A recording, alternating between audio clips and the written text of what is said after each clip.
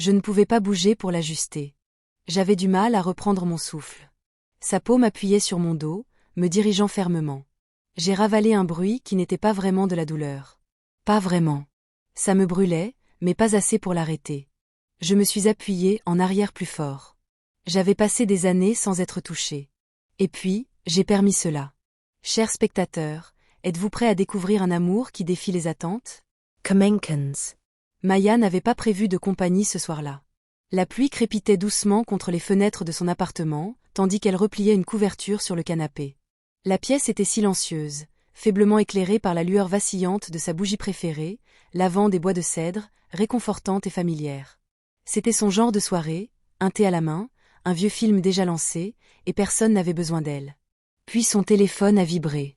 C'était Esha, son amie de fac, et maintenant infirmière à l'hôpital. Ils ne s'étaient pas vus depuis une éternité. On n'avait échangé que des textos de temps à autre. Le message disait « Maya, je suis coincé en double service. Zion est dans le coin. Chez un ami, mais ça n'a pas marché. Peut-il dormir chez toi un moment? Il n'a nulle part ailleurs. » Maya cligna des yeux. La dernière fois qu'elle l'avait vu, c'était un adolescent calme et maladroit qui parlait à peine. Sauf si on le lui demandait. Pourtant, elle répondit. Sans hésiter.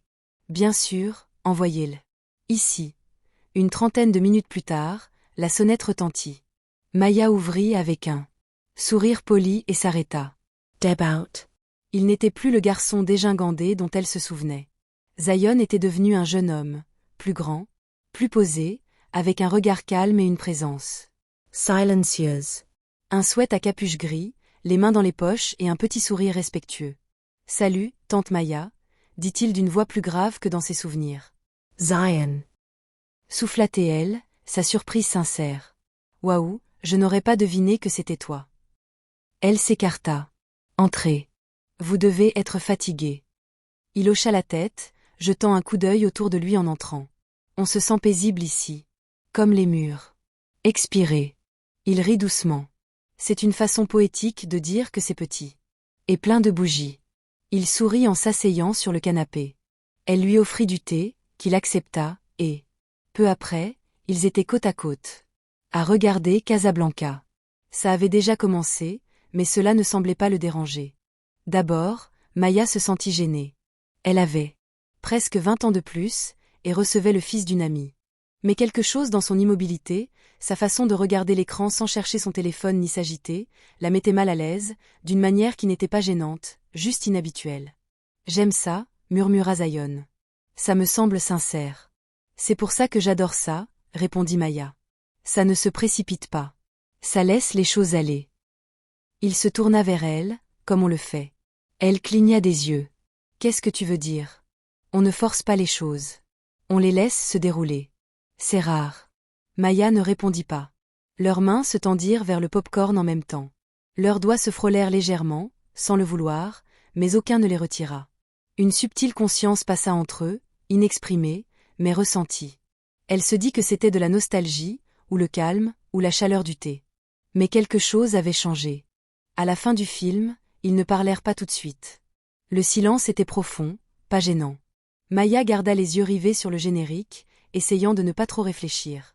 « Je devrais y aller », dit Zion en vérifiant l'heure. « Il est tard », répondit-elle. « Tu es le bienveno. » La chambre d'amis est prête.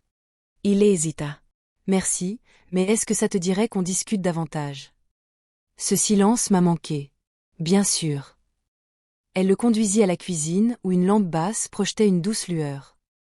Ils s'assirent l'un en face de l'autre, tenant des tasses de thé.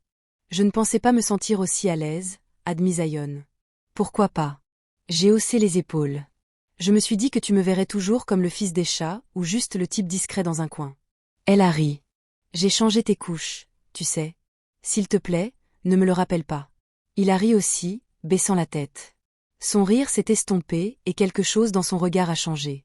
Ça va? A-t-elle demandé. Il a marqué une pause. Je suppose que je suis juste à la dérive. Finer. L'école a un peu fonctionné. Rien ne va. Je fais toujours ce que je suis censé faire, mais je ne me sens moi-même nulle part. Maya écoutait tranquillement. Cela faisait si longtemps que personne ne lui avait parlé avec une telle honnêteté. La plupart des gens n'ont pas compris, dit-elle. Même quand ils font semblant. Et toi? Elle réfléchit un instant. Moi, si.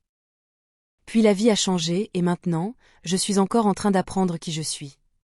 Leurs regards se croisèrent juste une seconde de plus qu'ils n'auraient dû. Je peux respirer ici, dit Zion doucement, comme si je n'avais pas besoin de faire semblant. Elle ne répondit pas, mais quelque chose en elle réveilla ce sentiment de calme. Elle le ressentait aussi. Je devrais dormir, dit-il en se tenant sur le seuil. Il marqua une pause. Je suis content que ce soit toi qui aies ouvert la porte ce soir. Bonne nuit. Zion. Maya. Resta assise à la table de la cuisine longtemps après son départ. Son thé était encore chaud. Ce n'était rien, juste une visite, juste une conversation. Mais ses mains se souvenaient encore. Des siennes. Sa voix résonnait encore. Dans sa poitrine. Le matin arriva lentement. « Tout va bien ici? » demanda-t-il nonchalamment en feuilletant le dossier. « Oui, docteur, » je répondis rapidement en reculant. « Monsieur Darnell est prêt. » Je ne jetai pas un regard en arrière. Je sortis discrètement, mais le cœur battant, même avec la porte fermée derrière moi, le sentiment d'être mal à l'aise persistait. Plus tard dans l'après-midi, j'étais assis au poste des infirmières Kentucky à consulter les dossiers des patients lorsqu'un message de la réception apparut. Monsieur Darnell avait demandé l'infirmière Hilla pour le suivi de demain. J'avais l'estomac noué. Pourquoi moi? Était-ce parce qu'il se sentait mal à l'aise et qu'il voulait se familiariser avec lui? Ou bien quelque chose d'autre se tramait-il sous la surface? Le lendemain, je me tenais à nouveau devant sa salle d'examen. J'inspirais pour me préparer, puis je frappais. En entrant, son regard croisa le mien. Son attitude avait changé. La gêne de la veille avait disparu. Il semblait plus sûr de lui. « J'ai pensé à vous. » Forte, dit-il avec un léger sourire. Mon pouls s'accéléra. « Commençons par votre examen, Monsieur Darnell. » ai-je répondu sur un ton purement professionnel, mais son regard est resté immobile. Même pendant que je posais les sondes et vérifiais ses constantes, je sentais qu'il m'observait, non pas comme un patient, mais comme quelqu'un d'autre.